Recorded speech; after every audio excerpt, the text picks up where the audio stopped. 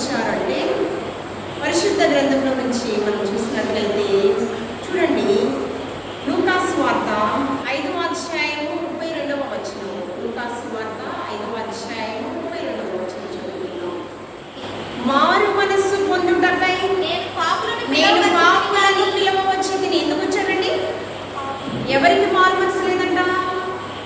పాపికే కదా మారు మనసు కావాలి. మారు మనస్సు పొందుటకై నేను పాపులను పిలవవచ్చింది. అంతేకాకుండా లూకా సువార్త 11వ అధ్యాయం 3వ వచనము,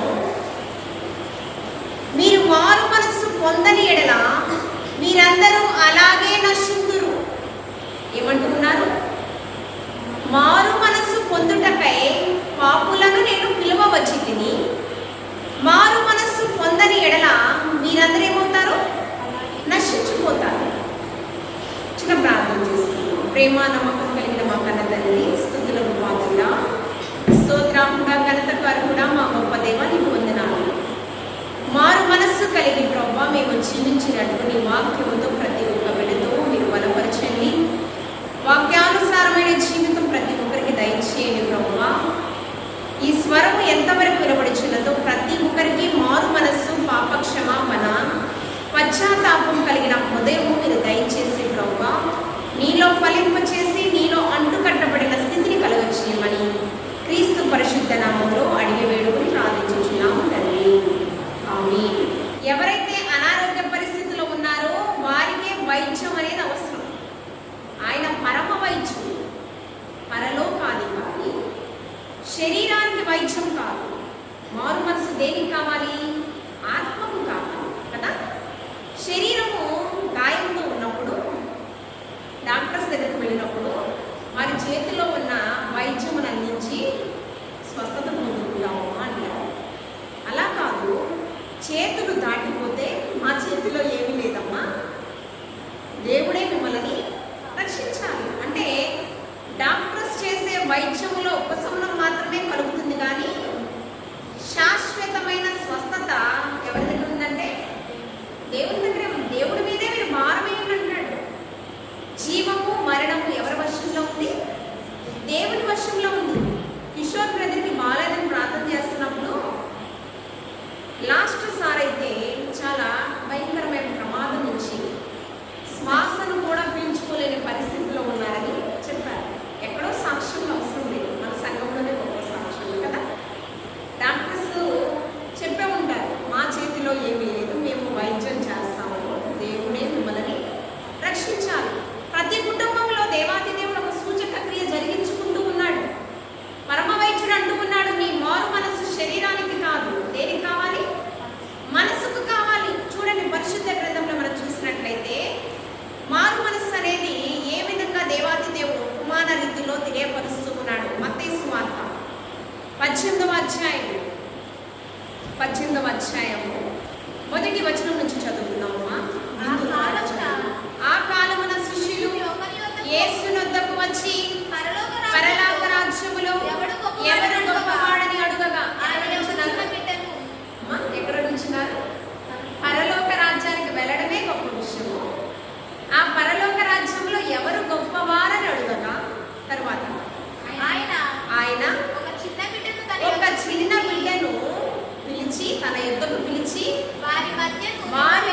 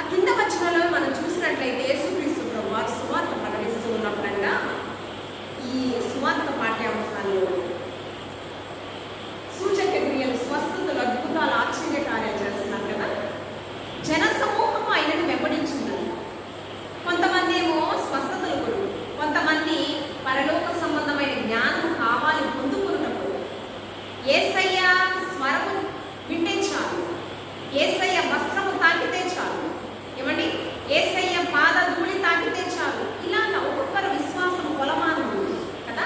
అలాగే కొంతమంది తల్లిదండ్రులంట బిడ్డల్ని తీసుకువచ్చారంట దేని కొరకు? ప్రార్థన చేయించుటకు. దేని కొరకు వచ్చారు? ప్రార్థన చేయించుట కొరకు. ఆ బిడ్డలు బ్లెస్సింగ్స్, ఆశీర్వాదం పొందుకోవాలి. ఇహలోక మాలిన్యం అంటకుండా పరలోక సంబంధమైన ఆశీర్వాదాలు వారు పొందుకోవాలి అంటే పరలోకాధికారైన క్రీస్తు దగ్గరకు తీసుకొచ్చారు. శిష్యులు ఏం చేస్తున్నారు తెలుసా? ఆటంకపరుస్తున్నారు. శిష్యులు ఏం చేస్తున్నారు? బిజీగా ఉన్నారు, జనసమూహాన్ని వాక్యాన్ని ప్రకటిస్తూ ఉన్నారు. ఈ టైంలో ఏంటి బిడ్డలు తీసుకొస్తున్నారు అని అంటే యేసుక్రీస్తు ప్రభు వారు చాలా స్పష్టంగా తెలియపరిచారు. వారిని ఆటంకపరచుకుని ఇలాంటి వారిదే పరలోక రాజ్యము. ఏమన్నాడు? వారిని ఆటంకపరచొద్దు, ఇలాంటి వారిదే పరలోక రాజ్యము. నిన్న వాక్యం చదువుకున్నాము. పాపాత్మురాలని చంపడానికి చిన్న బిడ్డ కూడా రాళ్ళని తీసుకుని వచ్చిందంట. యేసయ్య చెప్తున్నాడు, చిన్న బిడ్డ స్వారూప్యంలోనికి మీరు మార్చం. ఎలా వచ్చింది? చిన్న బిడ్డలకు పాపం ఎలా తెలిసింది? చిన్న బిడ్డను పాపాత్మురాలైన స్త్రీని రాళ్లతో కొట్టాలని ఎవరు చెప్పారు?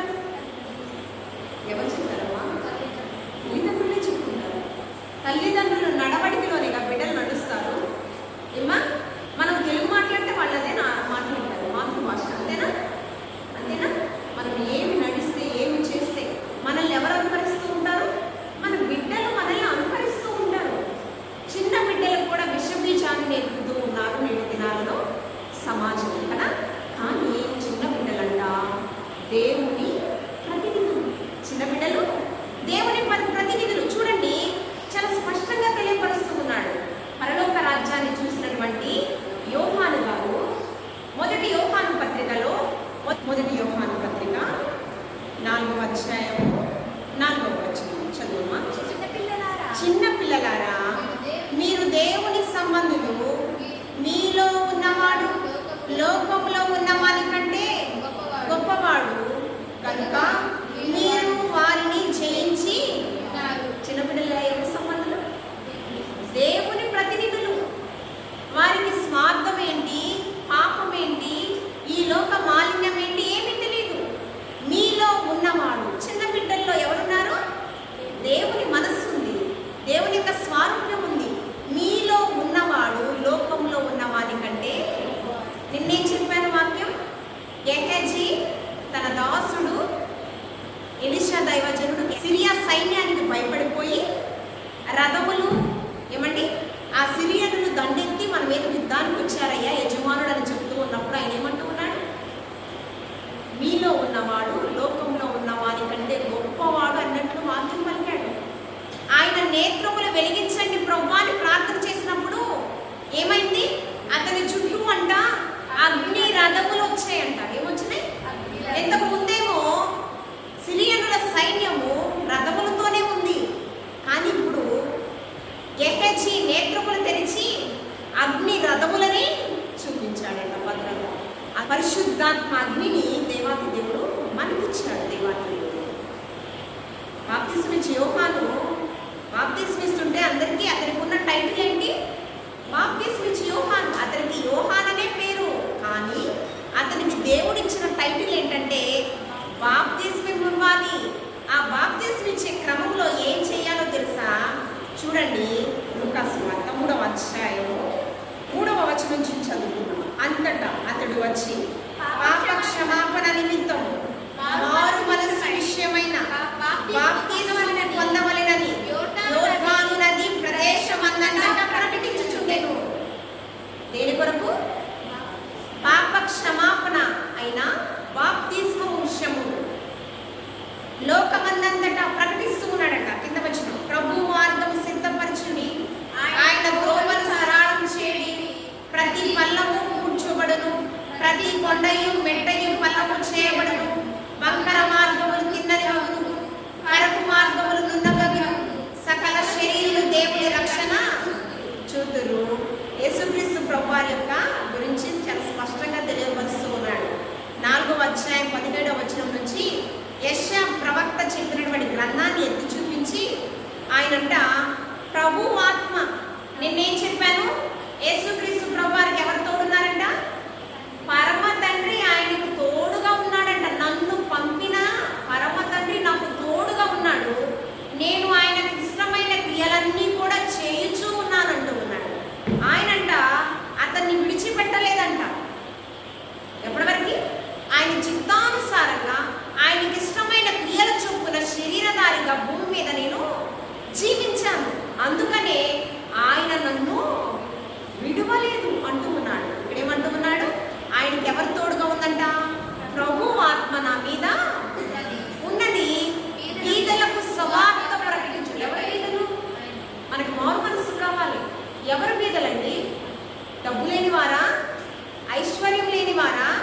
బంగారం లేని వారా?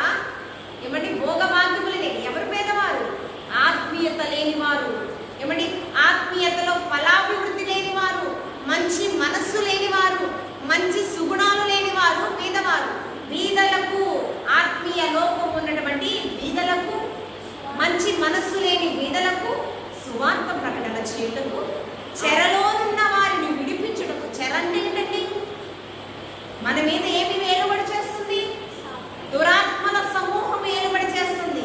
ఎఫెసీయులకు రాసిన పత్రికలో పౌలు భక్తుడు తీనవసరం లేదు. ఎవరు ఏలుబడి చేస్తున్నారు? మనిషి కాదండి ప్రభావితము. దురాత్మల సమూహం అంట మనుషుల మీదకి వెళ్ళి ఏలుబడి చేస్తుందంట. సేన అనే దెయ్యం అంట, అంటే 2000 దెయ్యములు పట్టినటువంటి ఒక కుమార్తె అంట. దెయ్యములు కూడా ప్రభుని కనపరుస్తున్నాయి. వారు ఏమంటూ ఉన్నారు? దేవుని యొక్క పరిచారకులు అంటున్నాడు దెయ్యములు, దేవుని యొక్క కుమారులు అంటూ ఉన్నారు. అంతేకాకుండా అన్యులు అంటూ ఉన్నారు. ఆకాశమును భూలోకమును తలక్రిందులు వచ్చేవారు మన దగ్గర కూడా వచ్చారంటూ ఉన్నారు. ఎవరు? ప్రభుని సొంత రక్షకునిగా అంగీకరించని వారు. దెయ్యములు అంటూ ఉన్నారు. సర్వోన్నతుడు దేవుని యొక్క కుమారులు వీరు అంటూ ఉన్నారు. శిష్యుల గురించి సాక్ష్యాలు. దెయ్యములేమో ఆయన కనపరుస్తున్నాయి, అన్యులేమో ఆయన కనపరుస్తున్నాయి. మారు మనసు ఎవరికి కావాలి అంటే దురాత్మ సంఖ్యలతో ఉన్న వారికి మారు మనసు కావాలి. పాపము సంఖ్యలతో ఉన్నటువంటి వారికి మారు మనసు కావాలి. చెరసాలలో ఉన్న వారిని విడిపించుట కొరకు ఎవరి గుడ్డివారికి చూపును. ఎవరి గుడ్డివారండి? ఎవరి గుడ్డివారు? ఆత్మీయ అందరితో. మన ముందు దేవాటి దేవుడు సన్నిధి ప్రత్యక్షత ఉంది.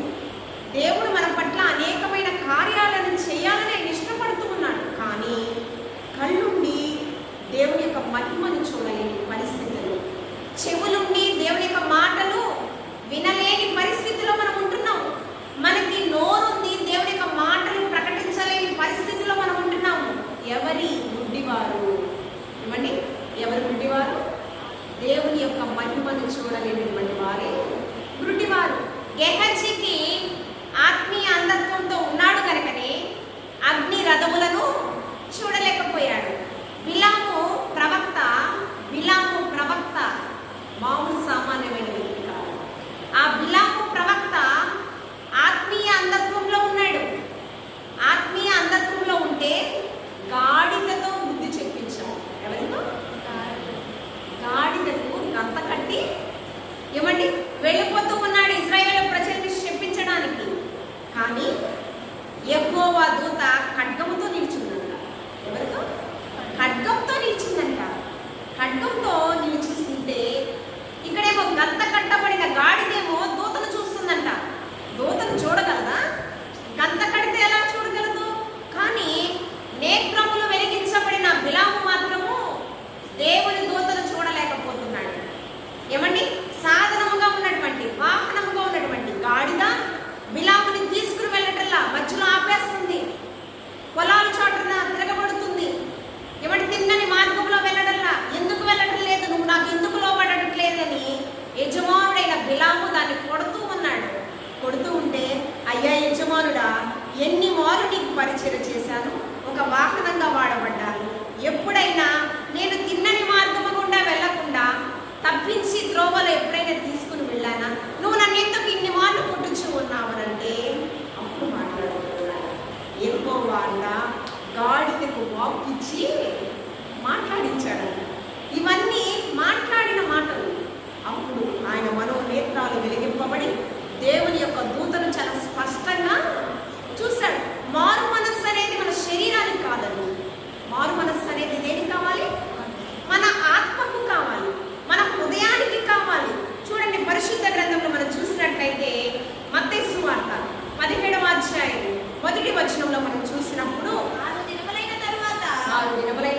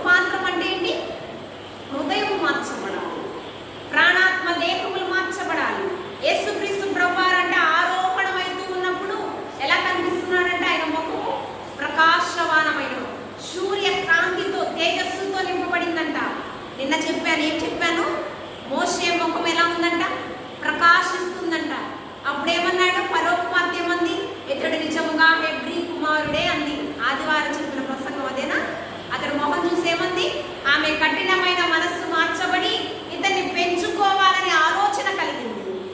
యేసుక్రీస్తు ప్రభువారి ముఖం ఎలా ఉంది? సూర్య కాంతి తేజస్సుతో ప్రకాశిస్తూ ఉన్నది. వెలుగు వలె తెల్లని వాయువు. వెలుగు పరిశుద్ధతకు సాదృశ్యంగా ఉంది. తెల్లని వస్త్రములు పరిశుద్ధతకు సాదృశ్యంగా ఉంది. మన హృదయం కూడా పరిశుద్ధమైనదిగా ఉండాలని ఆయన ఆశపడుచు ఉన్నాడు. మోషే ఎక్కడ ప్రారంభికుడండి? ఎక్కడ? నిర్గమాకాండంలో ఉన్న మోషే. అతనికి ఒక నిరీక్షణ ఉందంట.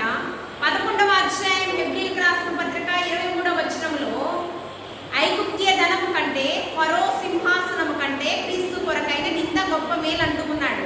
మొన్న ఆదివారం ప్రసంగం ఏంటి? మోషే దేవునికి కావాలి, సాతానుకి కావాలి. ఎక్కడి నుంచి వెంటాడుతుంది సాతాను? తల్లి గర్భములో నుండి వెంటాడుతుంది కదా. సాతాను ఫరో హృదయంలో చొరబడి మగ శిశువులందరినీ కూడా సంహారం చేయండి ఆదేశించాడు కదా. పుట్టింది మంత్రసానుల హృదయాన్ని కూడా ప్రభు మార్చాడు. ఎందుకంటే మోషే దేవునికి కావాలి కనుక. అతడేంటి మాట్లాడుతున్నాడు? గర్భం నుంచి బయటకు వచ్చాడు. 3 మాసాలు సురక్షితంగా దాచింది. మరలా దాయలేక ఏం చేసింది? సమయోచితమైన జ్ఞానంతో, వివేచన జ్ఞానంతో ఏంటి జమ్మం పెట్టెలో పెట్టి విడిచిపెట్టింది. తన అక్కని చూడమని ఆదేశించింది.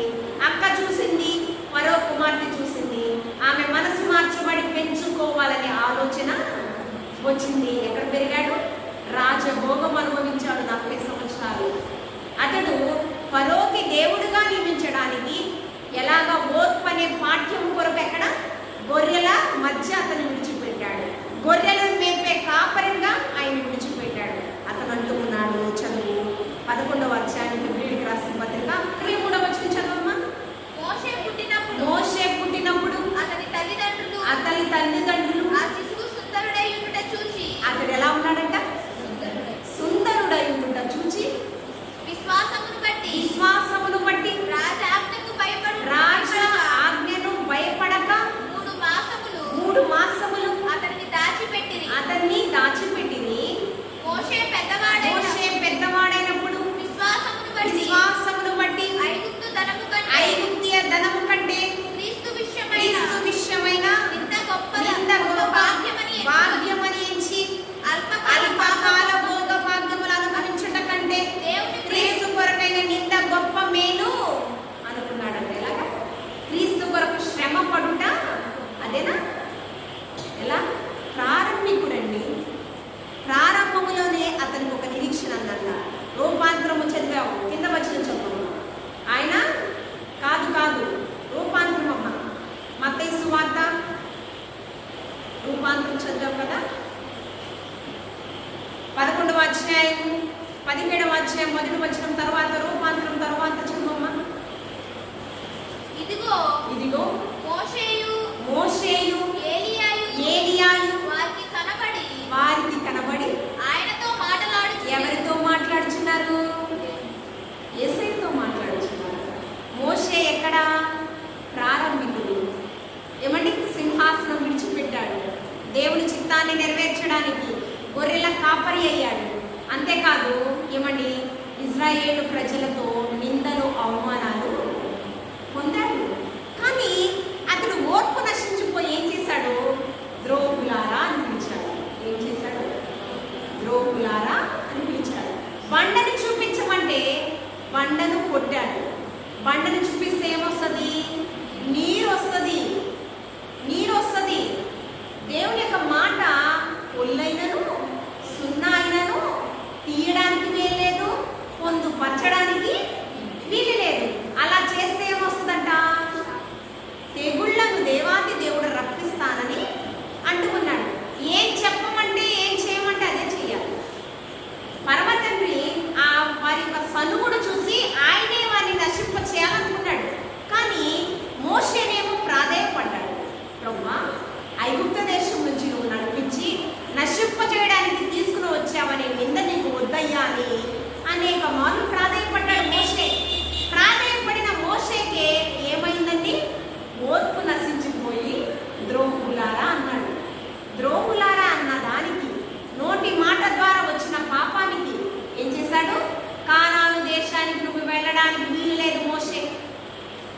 ఏమండి 120 సంవత్సరాలు త్యాగం చేసిన మోషేని చిన్న పొరపాటు వలన కానాను దేశానికి వెళ్ళొద్దంటే ఎంత బాధ ఉన్నదండి. కానీ మనం అనుకుంటాము దేవుని యొక్క కృప ఎలా ఉంటుందంటే ఎవరితో మాట్లాడుతున్నారంట? రూపాంతరం చెందినటువంటి యేసుక్రీస్తు ప్రభుల వారితో మోషే ఏలియా మాట్లాడుతున్నారండి. ఏలియా ఎవరండి? ఏలియా ఎవరు? ఎలీషా దైవజనుడు ఏలియా దగ్గర 2 పాళ్ళు ఆత్మ కొరకు పెనుగులాడాడండి. మరణం చూడకుండా కొనుక్కోబడినటువంటి వారు నేను చెప్పలేదండి. మరణము చూడకుండా మీకు నేను చాలాసార్లు చెప్పాను. మరణము చూడకుండా దేవుని ఎదుటకు కొనుక్కోబడిన 3 వ్యక్తుల పేర్లు చెప్పాను. హానోకు, ఇక్కడే ఉంది 2వ పేరు ఏలియా, 3వ పేరు మెల్కీసెదెకు. అమ్మా, మెల్కీసెదెకు పరమతండ్రికి యాజకత్వం చేసిన మెల్కీసెదెకు. ఈ 3 మరణము చూడకుండా దేవునితో కొనుక్కోబడినటువంటి వ్యక్తులు. ఎవరున్నారంట? ఏలియా మాట్లాడుతున్నారంట, మోషే మాట్లాడుతున్నారంట. మారు మనస్సు కావాలండి మనకి. మన మనసు మార్చుకోవాలి. ప్రభు వైపు మనం ప్రభావితం అవుతున్నామా లేదా? నా శరీరం ఉందండి, నా శరీరం ఉంది, నా ఆత్మ లేదంటే అవ్వదండి. నా శరీరం ఉంది, దేవుని పరిచర్యలో పాలుభాగస్రాలను అవుతున్నాను, పాటలు పాడుతున్నాను, ప్రార్థన చేస్తున్నాను, వాక్యం చదువుతున్నాను. నా శరీరం ఇక్కడే ఉంది. కానీ నీ ఆత్మ ఆయనకి కావాలి. ఈ ఆత్మ ప్రభువు జీవాత్మను ప్రవేశపెట్టాడంటే ఇక్కడ నాసికారంధ్రములో జీవవాయువుగా నరుడు జీవాత్మ. ఈ ఆత్మ లేని వారు ఎలా ఉంటారంటే చూడండి ఈ ఆత్మ లేని వారు ఎలా ఉంటారంటే యేసుక్రీస్తు ప్రభువారు కొంచెం చూపిస్తాను. 3.5 సంవత్సరాల పరిచర్యలో శోధించినటువంటి వ్యక్తులు 3 ఉండేవారు.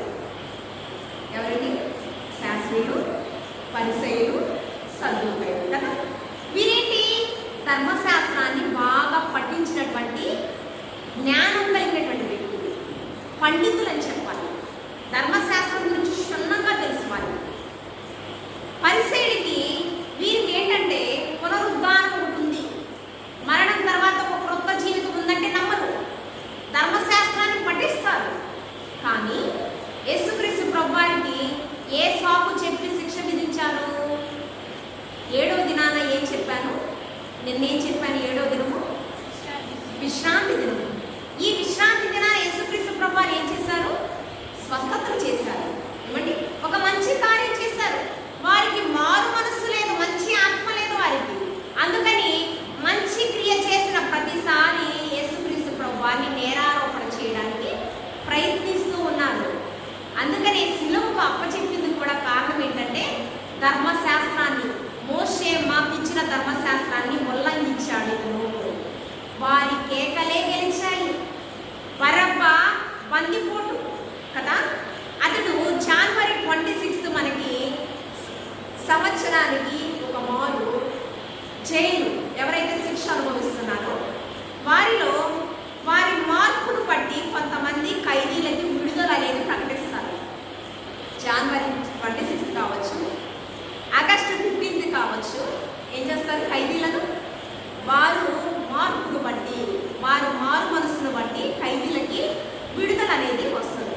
బరబ్బ బందిపోటు, దొంగ కదా, క్రూరుడు, నరహంతకుడు, అతన్ని విడిచిపెట్టమని ఆదేశించారంట.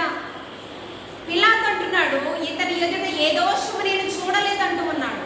దోషము లేని ఆయనను ఏమండి అన్న కైప వాదనను గెలిచాయంట. ఏమైంది? వారి కేకలు గెలిచాయంట. ఏం చేస్తున్నారు? వారికి మారు మనస్సు లేదు, మారు మనస్సు అనుభవం వారికి లేదు, మారు మనస్సు కలిగినటువంటి ఆత్మ వారికి లేదు. ఇక్కడ ఏమంటూ ఉన్నారు? శాస్త్రులు, పరిసయ్యులు, సుంకరి పరిసయ్యులు దేవుని యొక్క సన్నిధికి వచ్చారు కదా. వచ్చి ఏం చేస్తున్నాడు? పరిసయ్యుడు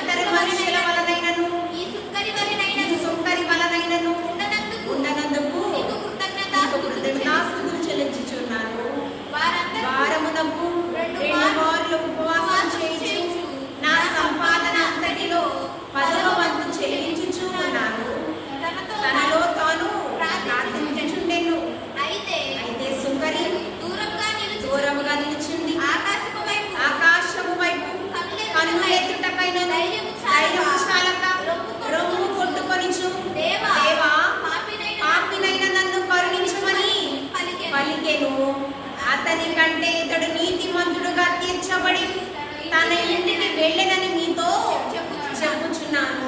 తనను తాను తగ్గించుకునేవాడు మరి తగ్గింపుతో కూడినటువంటి ప్రార్థన, మారు మనస్సుతో కూడినటువంటి ప్రార్థన ఎవరు చేశారు? సుంకరి చేశాడు. తీర్పు తీర్చేటటువంటి ప్రార్థన ఎవరు చేశాడు? విమర్శనాత్మకమైన ప్రార్థన ఎవరు చేశారు?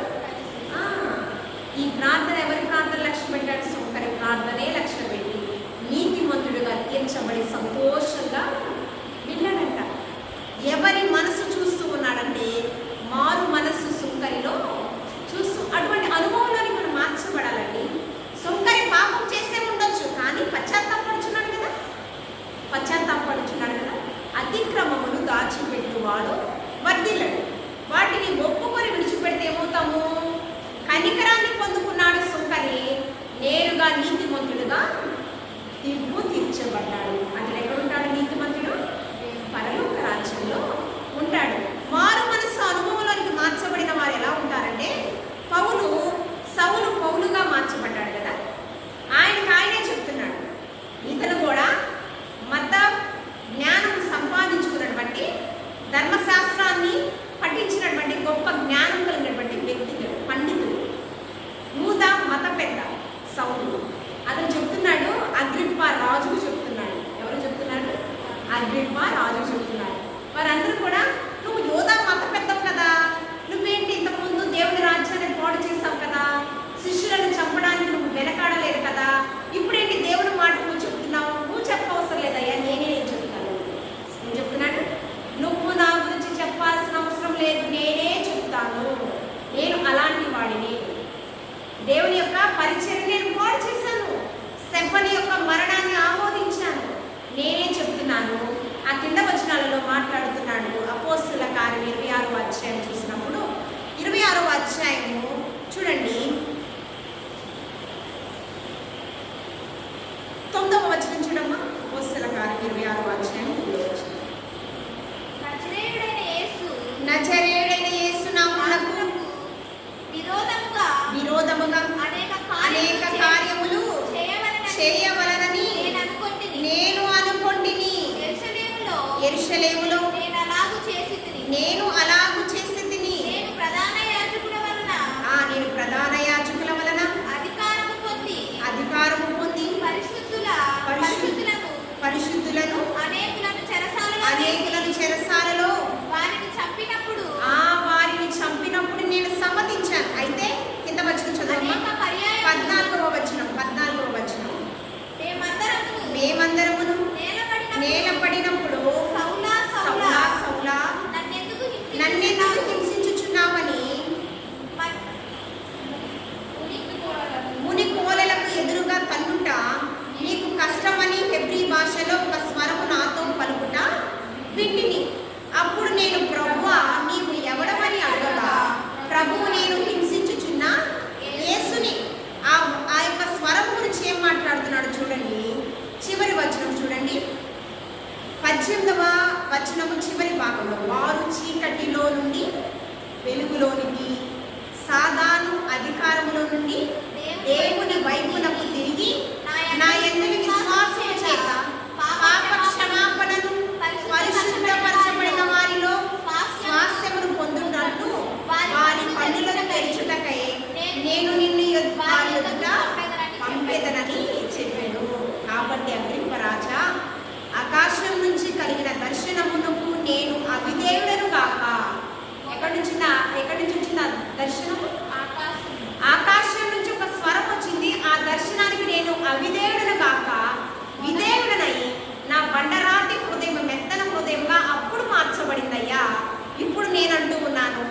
మొదటి తిమోతికి రాసిన పత్రిక 1వ అధ్యాయము 11, 12 వచనాలు చదువుకుని మనం ముగించుకుందాం. మొదటి తిమోతికి రాసిన పత్రిక 1వ అధ్యాయము 11, 12. నాకు అప్పగింపబడిన ఆయన మహిమగల సువార్త కార్యము ధర్మశాస్త్రపు అవిధేయులకు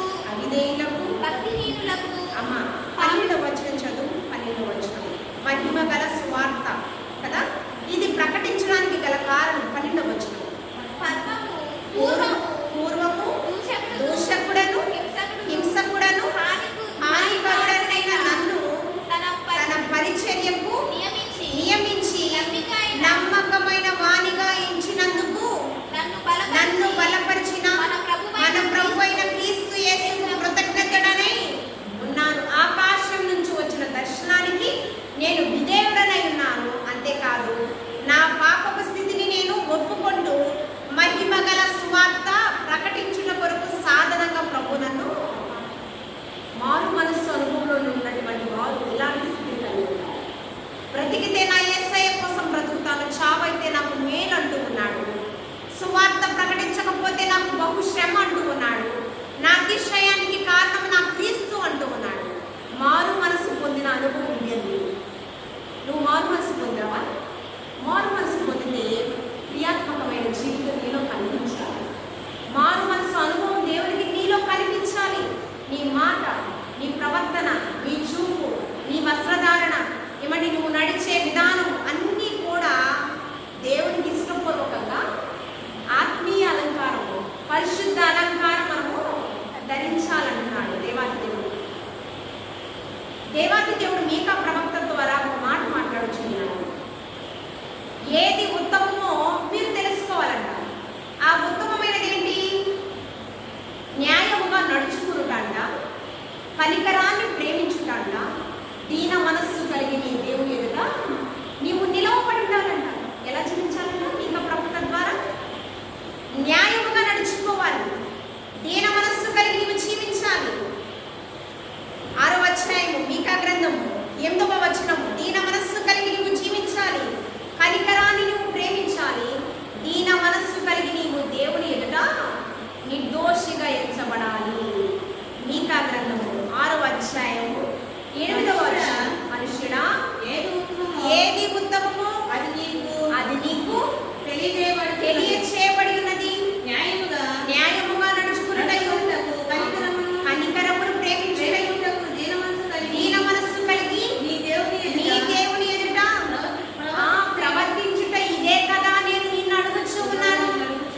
మారు మనసు కలిగితే ఎవరు ఎలా బ్రతకాలండి? న్యాయంగా, అన్యాయంగా బ్రతకకూడదు. ఏమండి?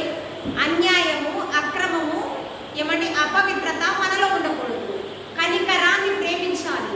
మరలా కనికరాన్ని మనము ధన్యతలో ఉండేటి కనికరము గలవారు ధన్యులు. వారేం పొందుకుంటారు? కనికరాన్నే పొందుకుంటారు.